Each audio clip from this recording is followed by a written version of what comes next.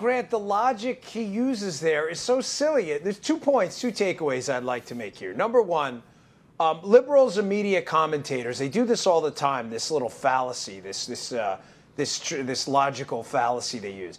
They talk about illegal immigration as if the consequences are only upon the person who's here illegally. They never talk about it with the consequences on us. And I bring it up because of Griff Jenkins' question, which was like, hey, what about the legal citizens here who are victims of crimes of illegals? Like, do they matter? And you notice it's always about, well, don't blame the illegal. Grant, wasn't that his response? It was. Well, you're blaming all the undocumented people, I think he said. You notice how he turned, folks, you have to understand, I'm sorry to jump around here, but Grant and I do this all the time. We're used to debating liberals because we've seen all the tricks.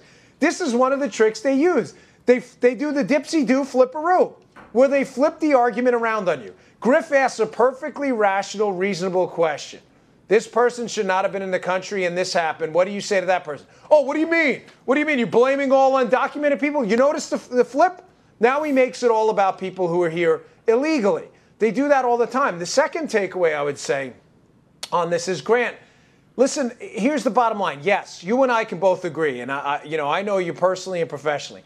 Of course, not everyone who breaks the law and comes into the country illegally is going to go on to commit other crimes. Some don't. That's just a fact. I mean, they shouldn't be here, but they will. The large majority will not commit additional crimes, okay?